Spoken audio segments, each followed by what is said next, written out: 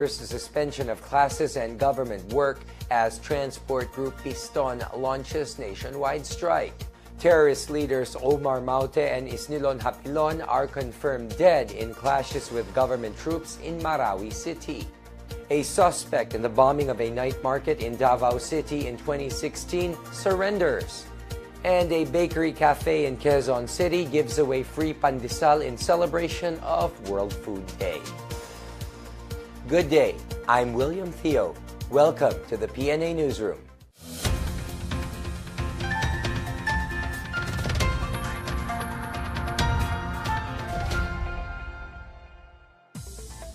Top terrorist leaders Isnilon Hapilon and Omar Maute have been killed in ongoing clashes with government troops in Marawi City.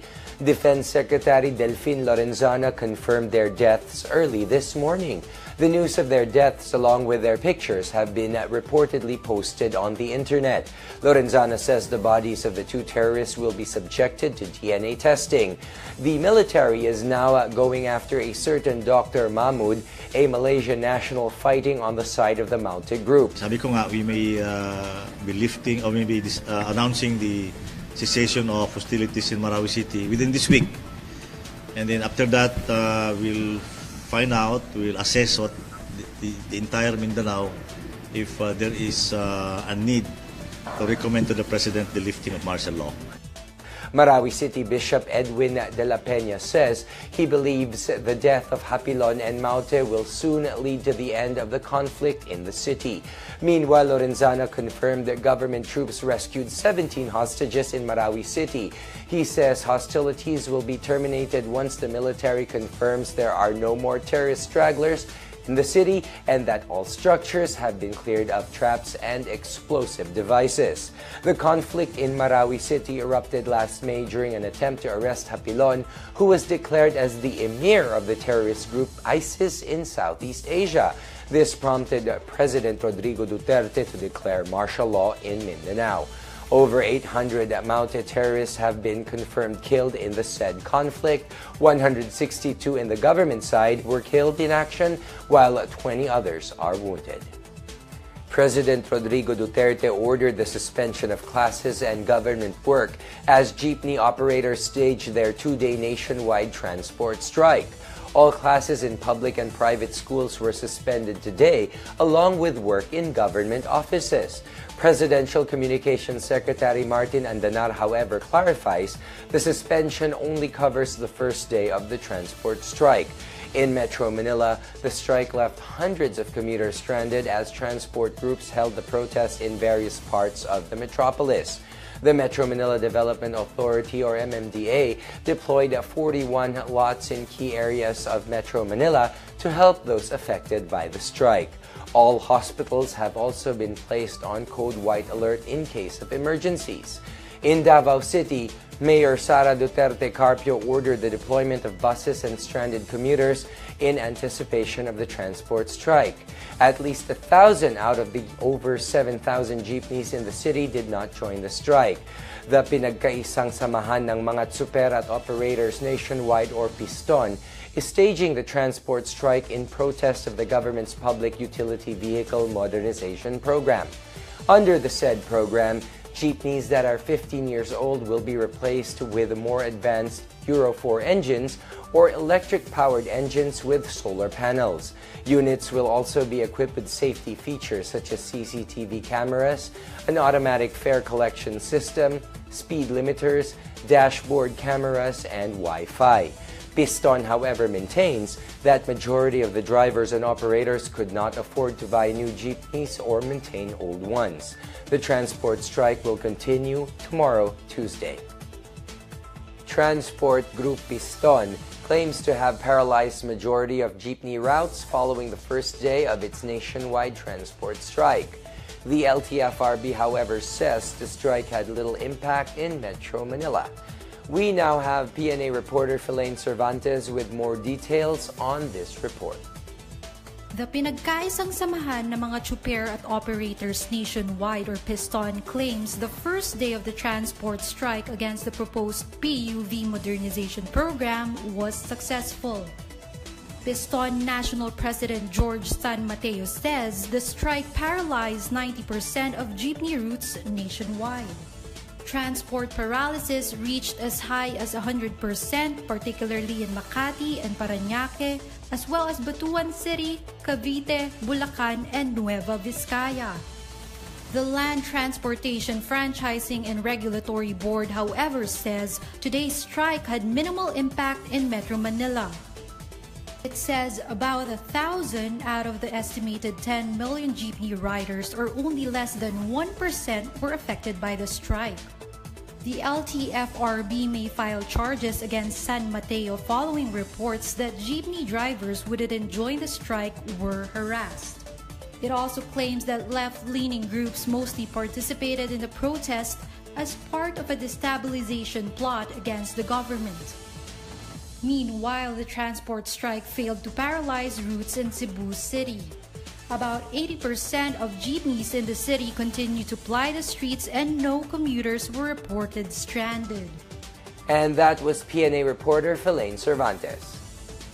The Bureau of Customs, or BOC, posted its highest collections for 2 consecutive days last September.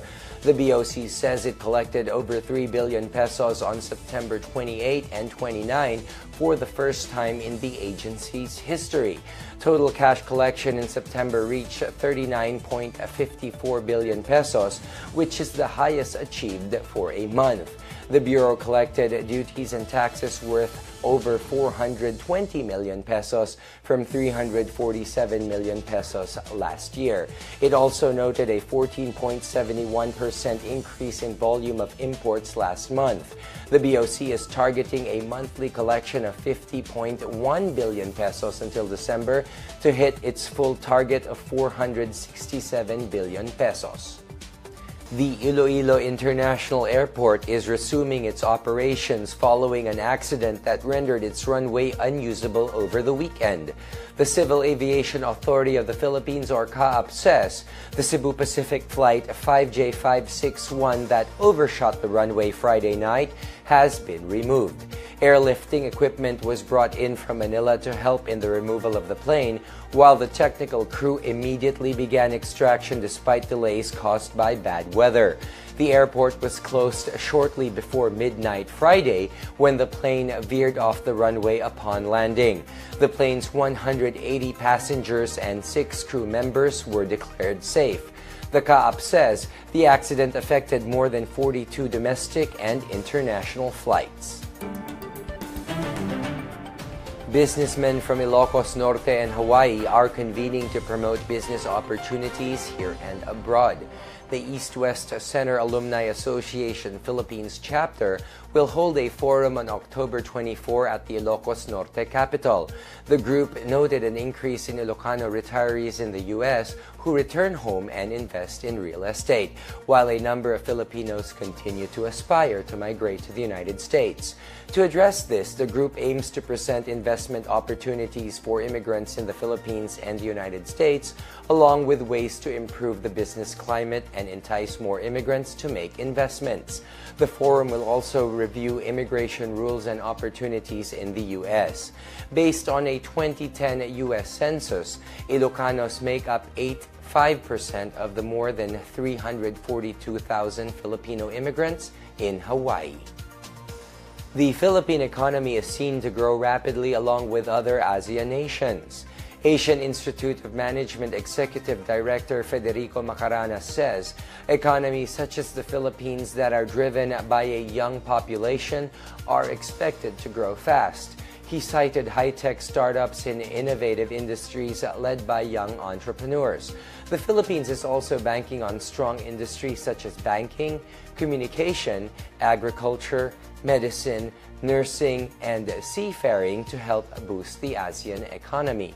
Former Malaysian Prime Minister Mahathir bin Mohamad meanwhile urged ASEAN countries to combine forces and strengthen capabilities together. The ASEAN region is projected to rank as the world's 4th largest economy in the next 2 decades.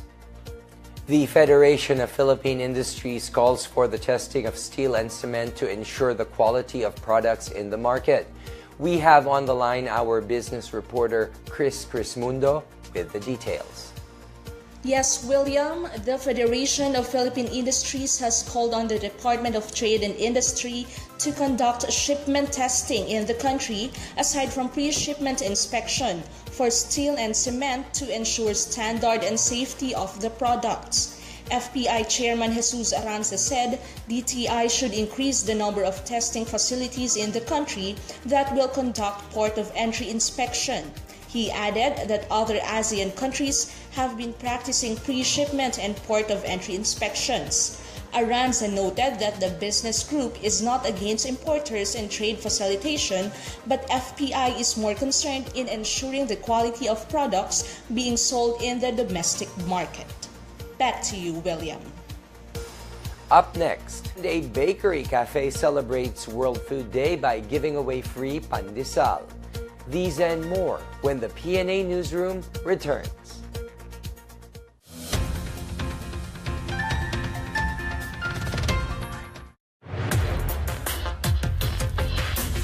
Ito ang Duterte on duty, ulat sa ginagawa ng presidente. October 5, Huwebes, pinangunahan ni Pangulong Rodrigo Roa Duterte ang 58th Change of Command Ceremony ng Philippine Army sa Fort Bonifacio sa Taguig. I promise that before I leave, which is a very, very short time constraint, about mga 4 years na lang, 5, I would want to leave the presidency with a strong army and a strong police. Tiniyak ng Pangulo sa mga magsasaka at mangingisda na palalakasin ng Administrasyong Duterte ang pang-agrikulturang sektor ng bansa nang dumalo ito sa opening ceremony ng 2017 AgriLink, FoodLink, and AquaLink exhibitions sa World Trade Center sa Pasay. October 6, Biyernes, dumalo si Pangulong Duterte kasama ang iba pang ASEAN leaders, royalties at foreign dignitaries sa ginanap na Golden Jubilee ng pagkakaupo sa trono ni Sultan Bolkiah ng Brunei Darussalam. Ang imbitasyon ng Sultan sa Pangulo ay pagpapakita ng matatag na relasyon ng Pilipinas at Brunei. October 10, Martes, nilibot ni Pangulong Duterte ang Her Majesty's Australian Ship Adelaide, ang pinakamalaking barko ng Royal Australian Navy na nakaangkla sa Port of Manila.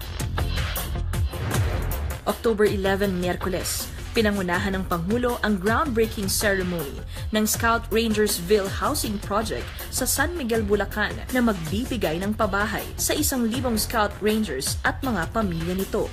Sabi naman ni Housing, he will deliver the houses to you December 2018. So, 2018 tapos na yung mga bahay. Ito ang Duterte on duty, abangan sa susunod na linggo ang mga gagawin ng Pangulo.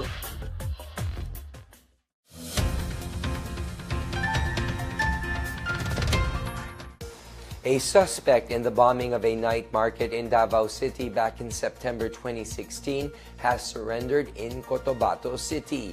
Muhammad Lalaog Chanicandiyil surrendered to Cotabato City Police Director Rolly Octavio. The Criminal Investigation and Detection Group is set to turn him over to authorities in Davao. At least 14 people died and more than 50 others were wounded in a bombing that hit the Davao night market along Rojas Boulevard. Chanicandiyil was arrested along with 4 other suspects last year, but he was released after the court granted his wife's petition for writ of habeas corpus. No formal charges were filed against him at the time. Chanicandiyil was included in an arrest order issued by the Department of National Defense following the declaration of martial law in Mindanao. He insists that he was not involved in the said bombing. A bakery cafe in Quezon City celebrated World Food Day by giving away portions of the quintessential Filipino bread, pandesal. The Kamuning Bakery Cafe gave away about 50,000 pugon-baked pandesals along with canned sardines, noodles, and ham. The cafe's so-called World Pandesal Day has been a yearly activity that started on October 2 2015. Owner Wilson Lee Flores says this is their way of giving back to their customers who patronized them for the past 78 years. The World Food Day is an event by the United Nations that aims to promote awareness and action for those who suffer from hunger, as well as to ensure food security and nutritious diets for all.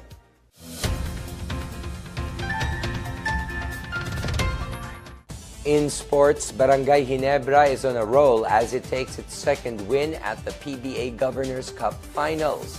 Ginebra scored an 86-76 win against the Meralco Bolts, who remain winless. Justin Brownlee led Ginebra with 19 points, 13 rebounds, 7 assists, and 2 steals. Alan Durham scored 25 points, 22 boards, 7 assists, and 2 steals to pull up Meralco. Meanwhile, Greg Slaughter from Barangay Ginebra was hailed as the best player of the conference. Slaughter received the recognition as he returns to the court after recuperating from an ACL injury. He gained enough votes from the media and the commissioner's office, garnering a total of 975 points. Chris Newsom won the player votes but fell short by over 200 points at second place. Junmar Fajardo finished first in statistical points but only picked up enough votes to make it to number 3. Jason Castro and Arwin Santos landed at 4th and 5th place. In Ilocos Norte, from drugs to beauties, delegates of the Miss Earth International visited Pagudpud to experience the province's ecotourism. The 10 delegates represented the countries of Austria, Czech Republic, Ecuador, Israel, Korea, Guatemala, Sweden, Thailand, Uganda, and Venezuela. The management of Hana's Beach Resort and Hotel welcomed the 10 delegates. They were given a tour of Pagudpud's natural wonders and a chance to explore the resort's tourist amenities. The ladies expressed their admiration for Pagudpud's crystal clear ocean and green mountains. They also praised Filipinos for their hospitality, warmth, and friendship, as well as Filipino food. And that's your daily dose of the hottest news and the latest information that you need to know from the PNA Newsroom. I'm William Theo. Good day.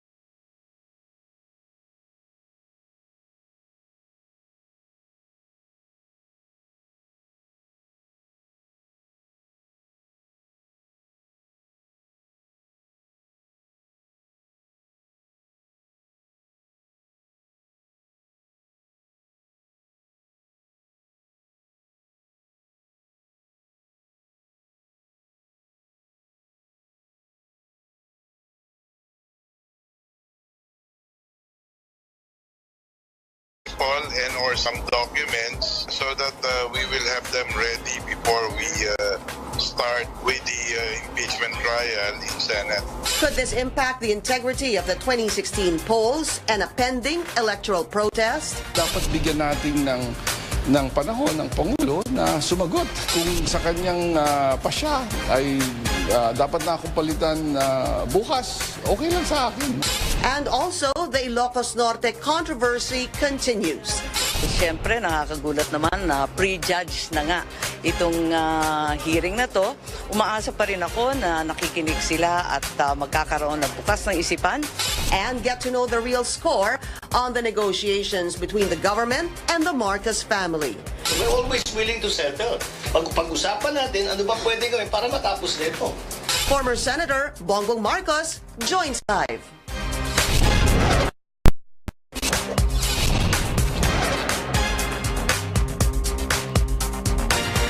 This program is presented by Bank of Commerce, an affiliate of San Miguel Corporation. Thank you for joining us. I'm Pinky Webb. The House of Representatives is pushing through with the impeachment case versus COMELEC Chair Andy Bautista. This came after the COMELEC chief announced his resignation at the end of the year. But with this new development at the Elections Commission, could this have an impact on pending electoral cases like that of Vice Presidential candidate Bongbong Marcos versus Vice President Leni Robredo? Also, we get to know if negotiations are underway between the government and the Marcos family on the so-called Marcos wealth. Let's go straight to the source of the story, former Senator Bongbong Marcos. Sir, good morning. How are you? Oh, very well, thank you very much. It's been a while since the last interview, so much to talk about. That's right, there are so many things happening. Yeah. Let's start with the electoral protest, sir. The camp of Vice President Leni Robredo is accusing your camp of changing the rules set by the Presidential Electoral Tribunal because apparently you want a forensic or a technical examination in 3 areas, which happen to be Maguindanao, Lanao del Sur, and Basilan, where these places you actually want the votes nullified. Is that true, sir? Yes, and it's a perfectly ordinary cause of action. I don't see why it should be a violation of the rules. So I expect this. I take it as just the sort of press release of the opposing camp. So we don't necessarily agree with what they say, and we believe that this is perfectly in order. But if you want these votes nullified in these 3 ARMM provinces, why do you want a technical examination? To show that there was not, in fact, an election conducted in those areas. And that's precisely the basis of the third cause of action that I have put before the Electoral Tribunal. And that is simply that there is evidence that there was there were many violations, and in fact that the election was pre-decided maybe on the Sunday before the election in certain cases, that many people were not able to vote, yet their vote was registered and counted. So these kinds of irregularities we can show happen, but to such an extent. Because the basic rule is that if you can show that 51% were somehow unable to vote, then then a proper election has not been conducted, and that's what we are contending. But if you're talking about your third course of action, there are 3. Number 1, decided upon the Supreme Court upholding the constitutionality, legality of the. No, the tribunal decided not to hear it. Okay. They said they did not make a finding or a conclusion. Upheld the constitutionality of the 2016 No, elections. they said that it was not. They will not hear that simply because it did not affect the result of the elections, and so they did not hear it. They did not come to any conclusion as to whether or not it was properly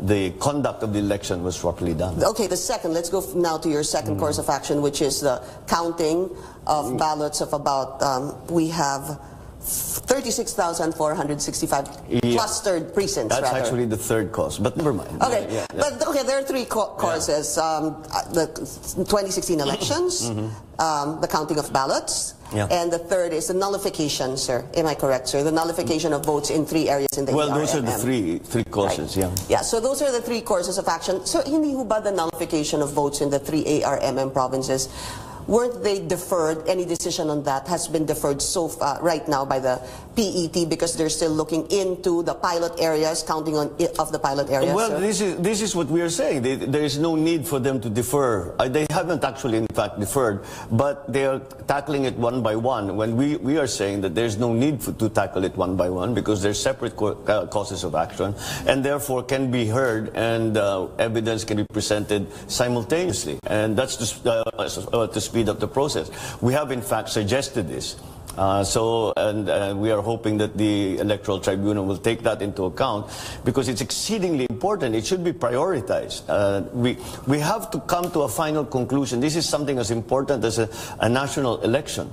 We have to come to a conclusion, and people need to know whether or not, decide one way or the other. But it must be decided, and it must be decided soon. But a point they were raising, which I read, sirs, I hope you can help me understand this, is if you want these 3 provinces and ARMM, if you want them to conduct a forensic examination or technical examination, Attorney Romy Macalintala is saying it's tantamount to having 6 pilot areas, because your pilot areas would be Iloilo, Camarines Sur, and Negros Oriental. Now he's saying, kung idagdag mo yung tatlong ARMM provinces, it's like increasing it to 6. Bakit mo idadagdag yung tatlo? Because you want a forensic They're separate things. Bakit mo idadagdag? You cannot lump them into together. It's a distinct apples and oranges comparison, consolidation. The one thing, the 3 is a different thing altogether, and the other 3 are different things. Completely different. That's completely what you're saying. Different. One doesn't affect the other. We are saying that in these 3 provinces, the conduct of the election was such they should nullify, because the conduct of election was done so poorly. And the other side, we said the result was wrong, so we have to recount. Because there was massive cheating. These are 2 completely different issues. So let's go to the electoral protest, sir. How's it coming along then? Very, very slowly, I'm afraid to say. Of course, and it has been close to 18 months since the last election, and we haven't come to any conclusions on this extremely important issue. And but we are hoping that it will start soon, because the Electoral Tribunal must now assign some teams to go out to the 3 pilot provinces, and there assess what kind of logistics are required to bring those ballot boxes back to Manila and to start the recount. Hindi pa nangyayari yun, Hindi sir. pa nga nangyayari. Nag-aantay nga kami. We're all very ready. Pinaghandaan na namin to mula nung natanggap namin yung unang order. That was the preliminary conference back in September. Right. So we have we really have to prepare, but we have done that, and so we are now waiting for word on the tribunal for us to proceed. Here's the thing, sir. In your last press conference, and you can correct me, sir, is that you said that it's just a matter of months before they really begin to count, and then we were talking about it before we went on air, sir. And then may nagtanong po reporter at sinabi po ninyo maybe 2 months, and then the conclusion that former Senator Bongbong Marcos said in 2 months. I could be vice president. There's a slight misunderstanding there. What I said was, once the counting starts, it will take maybe 2 months, more or less 3 months. In the 3 pilot areas. For the 3 pilot areas to be recounted. Now, when it will start is the key thing, isn't it? If it starts today, yes, we'll finish in between 2 and 3 months. But when it will start is still not clear. Are you dissatisfied with the pace, sir, of your electoral protest? Well, of course, because we are dissatisfied, because again, it's 18 months since the last election, and this is the election that we are contesting. So I think it is much too long, especially, as I said, for such an important national issue, and at this level, at the presidential level, is really what we are discussing here, and it must be decided one way or the other. It's not something that should be left hanging, because it does not provide any kind of confidence for the people to know that their electoral process has been properly conducted and is an honest and transparent. What are your lawyers telling you? When can the actual counting begin? Actually, when the Supreme Court allows us to allows the teams to bring back the ballot boxes. And we have no idea when that is, sir? Well, we have an idea, because the orders are out, the resolutions are out, but the actual order to send people out has not been given yet. And that's what we are all waiting for. Do you have any information possibly on when that will begin, sir? I don't know. You would have to ask the Electoral Tribunal what their plans are, what their timetables are. Okay, we'll be taking a short break. This is the source on CNN Philippines. Coming up, we get to know more about the electoral protest and the impeachment of COMELEC Chairman Andy Bautista. Also, if there's an ongoing settlement between the government and the Marcos family. Former Senator Bongbong Marcos will still be with us after the break.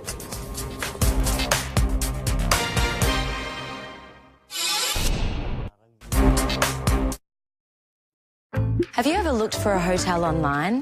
Did you notice that there are so many different prices out there for the exact same room? Trivago searches hundreds of websites at the same time and shows you the most popular hotels. You can then easily compare all the hotel rooms that di ba? Alala mo nga ni Rose, kasama ko pa si Attorney Vic? Yes. Tsaka si Attorney Emil. We were talking about that.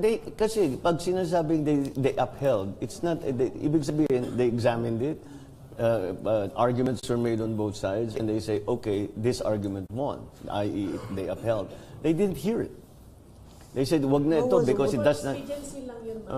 Because kaya nila ginanon, sinabi nila, kasi hindi naman maapektuhan yung resulta. It will not bring... It will have no bearing. Yeah, so they said it won't, there's no need to go into that. Okay. Para mas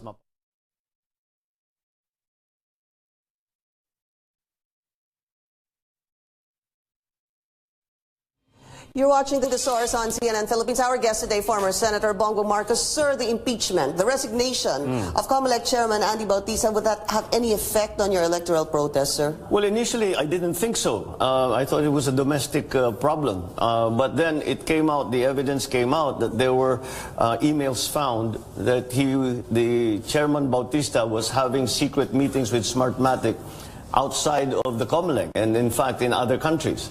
And that immediately was cause for alarm because it puts into perspective, if you remember, the Tuesday after the election, the change of the hash code, immediately the answer of Chairman Bautista is just a cosmetic change. It turns out he was wrong.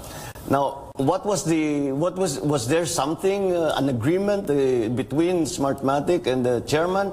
What was going on there? And of course, so that those issues are central to the electoral protest. So I hope that these issues can be clarified and to be shown exactly what happened, and if it has an impact on the conduct of the 2016 election. But sir, if he's impeached, he's taken out of his post. Well, he already resigned. How can you further find out any more developments on this hash code or this cosmetic change? Oh, we know. Paano? We have been working on this for, as I said, 18 months. Yeah. And so the IT types and the techie types have really examined it over this last year and or more, and have really been able to show exactly what occurred on May 9 of 2016. So it's very, very clear. It's very, very clear that that's going to be part of the protest, because if there was an interference in the transmission, in the counting, etc. of the elections, was that done in cahoots with Smartmatic? What were these meetings? Because it's perfectly ordinary for the chairman of COMELEC to meet with Smartmatic, the group that is doing the electronic transmission. So why not conduct those meetings in his office? Why in Hong Kong? Why in New York? But tinatago? And you're getting this information because of what his wife said. Yes, yes. Okay. These are based on the photos of the emails that she took in their apartment, which were emails that were setting meetings between the chairman and employees of Smartmatic. Again, not even in the Philippines. It was abroad. It was, again, the ones I remember are New York and Hong Kong. Okay, but so that can somehow prove some, I don't know, at the least you're saying some irregularity, at least a semblance of that. It is highly irregular for the chairman to be conducting secret meetings outside of his office, and even worse, outside of the country. The fact that you do them outside of the country immediately raises suspicion. Why do that? Why? You have a perfectly good office. All the people that are involved are here in the Philippines. Why not sit down, have coffee in your office, and discuss whatever you have to discuss? So how will this... So ibig sabihin, immediately the conclusion you come to, anong tinatago nitong mga ito? What are they hiding? But if he's impeached, sir, because he's already impeached by the House, ano pong epekto nun sa ongoing electoral protest? Siguro, is that a good thing or a bad thing? It really, because you have to remember, my case is before the Electoral Tribunal, not before the COMELEC. And so, in that sense, it does not have a direct effect. However, if there is information that is gleaned from the impeachment process that impacts upon the conduct of the election, then yes, it will become very much part of it. Aren't you contacting his wife to get more information from what she's already told the media, sir? No, because the government is doing its the NBI specifically is doing its investigation, and we will hopefully see their findings soon. And yes, so I was very surprised when she did talk to the media about that, sir. I'm sorry? Patricia did talk about that with the media. About what? About those emails, sir. Yes, that's right. That's where I got it. I know as much as you do. It's what I read from the newspapers and hear in the news. So that's something that we are very, very interested in paying a great deal of attention to. Okay. Still a number of topics, sir. I'm going to go through it. Revolutionary government. The president is saying that he might install a revolutionary government if moves to oust him become very serious, sir. What are your thoughts on that? Well, it is certainly a radical move, but I think the efforts to destabilize him have already been clearly shown. That there are very large, great forces that are working hand in hand with each other to try and unseat him, or at least destabilize his So you believe that these are serious? There are serious efforts. I think the evidence is clear enough that there really are moves. I mean, the flow of money that has been shown, and you can see the actuations of people. And the reasons I think that he is so frustrated, and that is why it is maybe a product of frustration of him and his supporters, because it doesn't come only from him. If you read, I'm sure you do, the social media and the comments from other people, it's a frustration because his opposition is opposing him not because they believe their opposition is in the national interest. It is only in the partisan interest. The president is trying his best to do what he can to right the evils and the wrongs that he sees in our society. And his opposition does not take that, is not working on the same basis. They are working on the basis, it's not, you shouldn't be president, we want to be president. And that's an entirely misconceived idea to the approach of governance, and so it's really a power play. It's not an ideological battle. Do you question the latest SWS or yes, latest surveys? Let's start with the SWS survey because there's also a pulse. Just to be very clear about it. You know, what's wrong with it? What's wrong with it is we come up with it within a week of one survey saying one thing, we come up with another survey that says quite another thing. And we also have in the country a long tradition of massaging surveys to convince people of a political shift. In this case, the shift of support away from the president. And then the Pulse Asia survey came out saying it's not so. So there was a massaging of the SWS surveys, that's what you're saying? You know, I studied statistics in school. It's in what questions you ask, where you go, how you ask them. And even the raw data can be interpreted in many different ways. That's why during campaigns, for example, what we do is we ask for the raw data and interpret it ourselves. Because there are many cross-referencing when you're trying to understand what the numbers mean. So, you know, to have such disparate numbers between two surveys, more importantly is the direction in which is the trend. That really for me is much more important, and they're showing completely different trends. So who to believe? Do you believe the Pulse Asia survey? I have to take all of them with a little grain of salt, and we have, as I said, go back to the raw data and study it ourselves and see, okay, what you just don't take it as is. If they tell us. You cannot, because even let's say when we're trying to analyze it, even people in your camp, let's say in the campaign, you present them with the same data. There will be slight differences in their interpretation, and I think this is the case here. So until we see that raw data, i.e., what was the target, what was the who were asked, what was the demographic, where were they, what were the questions asked, even in what order they were asked makes a difference. All of these things are very important. So we cannot just say bang, 15% loss or that's why you're saying you're taking it with a grain of salt. That's the conclusions. I don't doubt the data, but the interpretations are maybe less objective than they could be. Before we go on a break, I want to bring this in because Vice President Leni Robredo's numbers also came out. It's the SWS survey. It's a plus 41 net satisfaction rating, up 5 points from June. Just a reaction on that, sir. Again, we'll have to see exactly what that means, because that's a conclusion. That is one number that's derived from many bits. Did you always believe surveys, sir?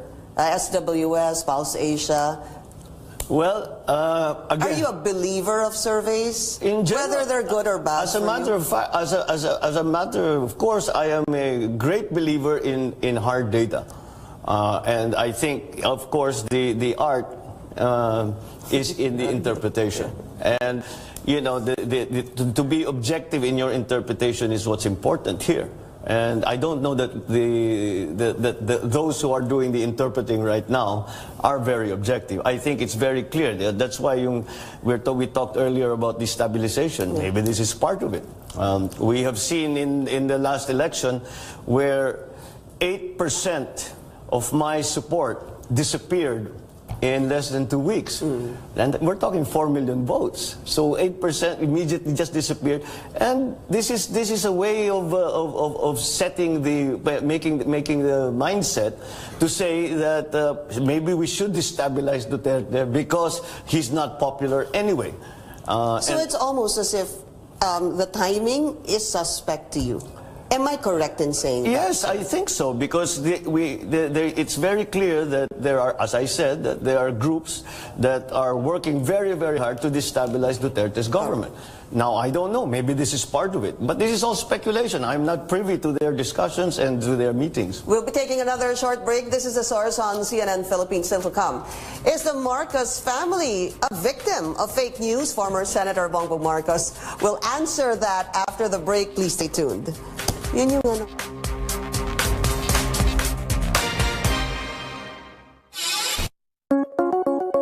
This program is presented by Bank of Commerce, an affiliate of San Miguel Corporation. They're watching you, pro, anti. Sir, I want to talk about briefly also the just the reaction on the where was I? The possible negotiations. What Governor Aimee was saying. Just pasundat lang. Okay. And then fake news.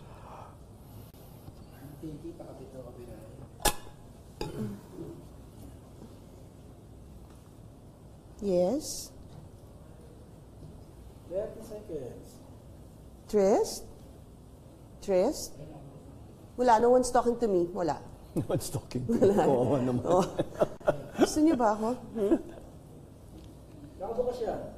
Naka-on. Sabihin na lang sa'yo. Wala nang oras. Kasama niyo daw sa akin. Yes?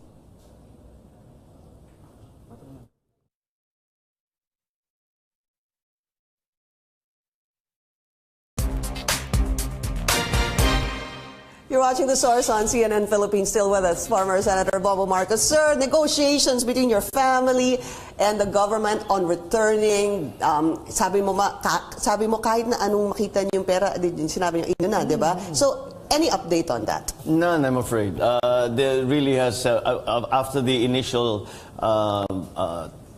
discussion between the President and Governor Aimee, there's very little has happened of note. So, are you still serious about pursuing that, though? We have always been serious. It has always been the family's position that we would like to settle, and I think we need to settle these cases because they have been there for 30 years. What cases do you know of still ongoing after 30 plus years? But who do you blame for the delay in the 30 years, sir? There's also been extensions, delays from your camp. I don't think so. I think there are, again, this is part of certain groups to continue this conflict, or to keep this open wound, I see it as, keep it going for political purposes again, and to continue to make the Marcoses the issue. So And to settle that issue. And to settle that, we have said that we have taken a very, very consistent position in that, we will settle anything, and anything that you find, we will put a quit claim, we will sign a quit claim on them. A quit claim being that kung mahanap ninyo sa inyo na, kung may makita kayo, inyo na. But what about the question on this?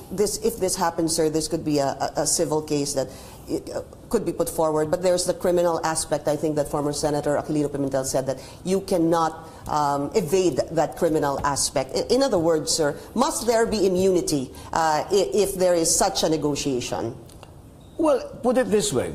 Anytime, it's a perfectly well accepted principle in law that if you settle the case is over.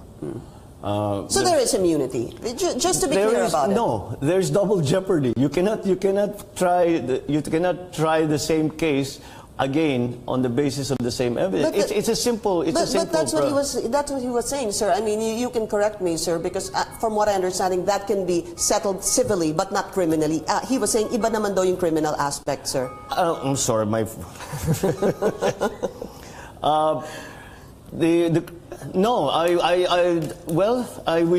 Again, if you settle the case, it's settled. I don't know if. So dapat wala ng criminal aspect. That's what you're saying, sir.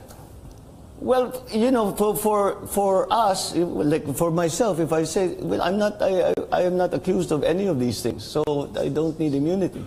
So again, it's really the settling of the cases, putting closure to this. Okay, so many questions have been asked on how much is the Marcos family willing to settle, how much is the Marcos worth? Can you answer that, No, sir? I cannot. I cannot, because all the documentation, everything that we ever had, any records we ever had, were taken from us. What records we brought to the United States were seized by the U.S. government and given to the Philippine government. We have we have nothing. I landed in Hawaii, all of us landed in Hawaii with nothing but the clothes on our back. So there are no records, there's nothing that we can provide. And it's, I guess, the PCGG, maybe Andy Bautista could have answered this question because he had all of those PCGG companies depositing with him in his little rural bank. But anyway. Which one are you talking about? Are you talking about the LDB? Okay. I mean, which was a tiny little bank with hundreds of millions, with the corporations that had been sequestered, putting in hundreds of millions of pesos in this tiny little bank that was controlled by close associates of the chairman. So you're saying that whatever you find, we're willing to give that to you, but you're not able to give us a number or an amount, sir, on how much a Marcos the farmer. We never could. We never could. All we know is that many of these things that were being mentioned are something that are completely unknown to us. Okay, I'm sorry we don't have time for the fake news aspect, sir. Naubos na yun, but naubos na yung oras natin. Former Senator Bongbong Marcos, sir. Thank you so much. Thank you. We were able to discuss a lot of issues. Thank you so much, sir. Thank you, Pinky. Thank you, everyone. And we also have a pending investigation, not an investigation, an invite for Vice President Lenny Robredo to guest in our show. Thank you for joining us here on The Source. We make mistakes too. I'm Pinky Webb. You're watching CNN Philippines.